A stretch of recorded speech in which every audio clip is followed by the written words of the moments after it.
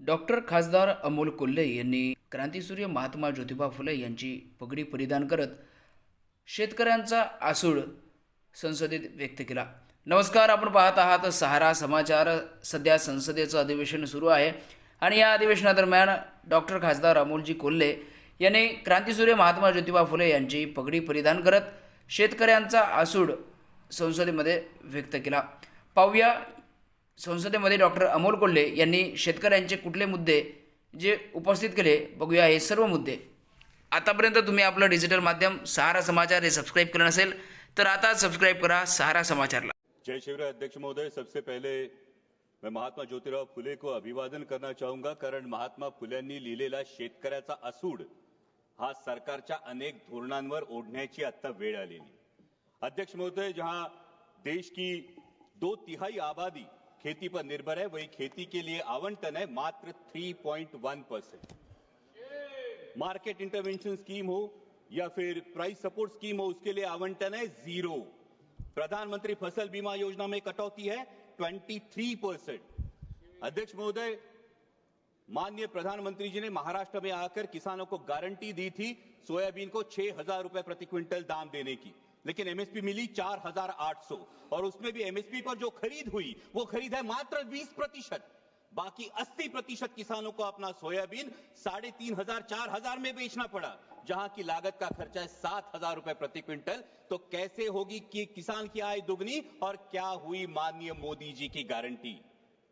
अध्यक्ष महोदय, अभी सरकार सोयाबीन के दाम बढ़ाने के लिए एडिबल ऑयल्स पर इंपोर्ट ड्यूटी लादने की बात कर रही है, पण हा रोगापेक्षा इलाज भयंकर है, क्योंकि उससे सोयाबीन के दाम नहीं बढ़ेंगे, उससे सिर्फ बढ़ेगी तो महंगाई बढ़ेगी. सोयाबीन के दामों पर अगर हमें असर करना है तो जो मक्के की डीडीजीएस है और जो सोया डीओसी है, जो 120 लाख टन अभी भी देश में पड़ा है, उसको एक्सपोर्ट करने के बारे में सोचना होगा. लेकिन सरकार पर पोल्ट्री और पशु खाद्य इंडस्ट्री की ऐसा क्या दबाव है कि सरकार सोया डीओसी एक्सपोर्ट नहीं कर रही है? मेरी सरकार से गुजारिश है कि कम से कम 15 से 20 लाख मेट्रिक टन सोया डीओसी एक्सपोर्ट किया जाए.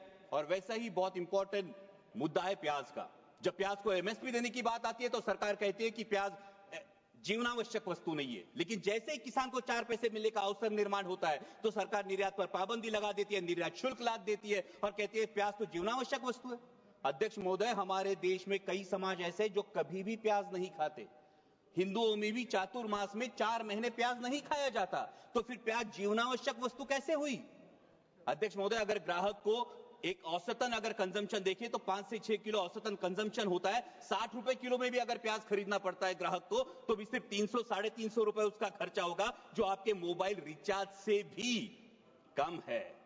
इसलिए मेरी सरकार से मांग है कि प्याज पर हमेशा के लिए निर्यात पाबंदी हटाकर जो 20% निर्यात शुल्क है उसे अविलंब रद्द किया जाए और प्याज को एमएसपी के दायरे में लाकर 3,000 रुपए प्रति क्विंटल का दाम सुनिश्चित किया जाए. वैसे इस बजट में बहुत सारे मिशन का अनाउंसमेंट हुआ, लेकिन बहुत सारे मिशन के बारे में नाव सोनू भाई ने हाथी कथलाचा वाला है, क्योंकि कथनी और करनी में बहुत अंतर दिखाई देता है. जहां पल्सेस में देश को आत्मनिर्भर होने की बात की जाती है, वही अभी किसान मार्च अप्रैल मई में चना बेचने के लिए मार्केट में आएगा, लेकिन सरकार ने पीले मटर का 31 लाख मीट्रिक टन आयात की है. ये पीला मटर खाने के लिए नहीं, बेसन में चने की जगह अडल्ट्रेशन के लिए यूज होता है और चने के दाम गिरा देता है. अभी भी 31 मई तक आपने पीला मटर का जो इंपोर्ट है ये खुली आयात को परमिशन दे दी है. और अभी जब एक बार हम कह रहे हैं कि पल्सेस में आत्मनिर्भर करना है, वही 67 लाख मीट्रिक टन पल्सेस हम आयात कर चुके हैं. तो हम आयात आत्मनिर्भर किसे करना चाहते हैं? हमारे देश के किसानों को, या ऑस्ट्रेलिया, रूस, टर्की, म्यांमार के किसानों को हम आत्मनिर्भर करना चाहते हैं? वैसा ही अहम मुद्दा है mission on vegetables and pulses. बहुत अच्छी बात है, लेकिन इसके लॉजिस्टिक, कोल्ड चेन और स्टोरेज के लिए क्या प्रावधान किए जा चुके हैं? आज मेरे नारायण गांव में टमाटर किसान को बेचना पड़ता है सर 4 से 5 रुपए किलो में, और शहरों में ग्राहक खरीदता है 20 से 25 रुपए किलो में.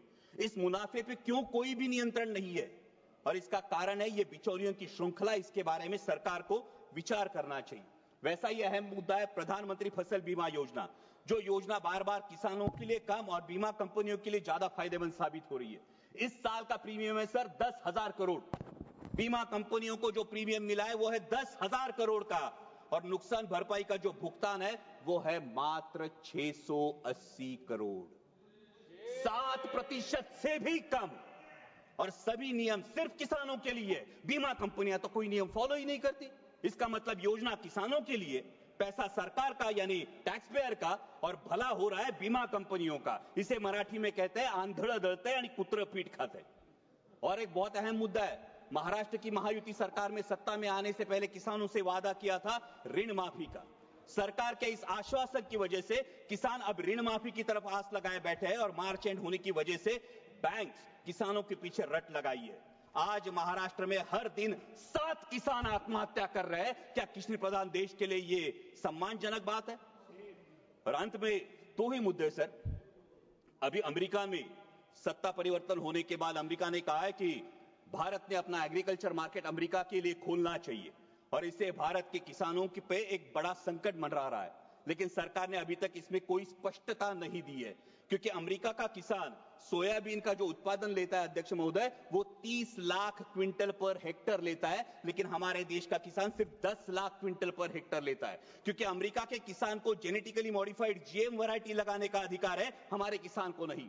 सरकार जो एडिबल ऑयल इंपोर्ट करती है वो जीएम वैरायटी का चलता है, लेकिन किसान जीएम वैरायटी की फसल नहीं लगा सकता।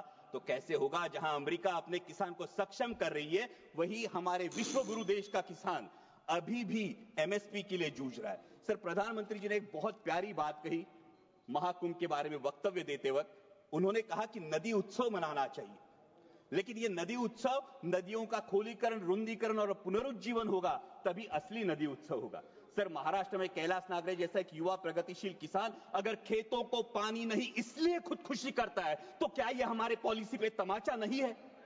सर, आज हर कोई बहुत सारी चीजें खोदने की बात हो रही है, लेकिन डैमों में जो मिट्टी जमा हुई है सर, 30 से 40% कैपेसिटी हर किसी डैम की कम हुई है। शायद उत्तर भारत में इसका प्रमाण और ज्यादा होगा, लेकिन इसकी मिट्टी खोदने का कोई प्रावधान अब तक किया नहीं।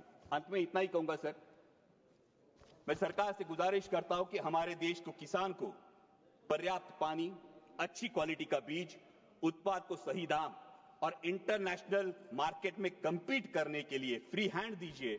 वो सरकार के कथित 17 रुपए दिन के सम्मान का मोहताज नहीं। और जाते जाते इतना ही कहूंगा, मस्जिद के नीचे तुम मंदिर क्यों ढूंढते हो? मस्जिद के नीचे तुम मंदिर क्यों ढूंढते हो? भविष्य की ओर देखो, तुम इतिहास पर क्यों लड़ते हो? ठीक है, धन्यवाद। वो लड़ाएंगे भड़काएंगे, वो लड़ाएंगे भड़काएंगे, लेकिन राष्ट्रहित का रुख तू कर। किसानों के हित में हमेशा इंसानियत की बात तू कर, इंसानियत बात तू कर। जय शिवराय, धन्यवाद।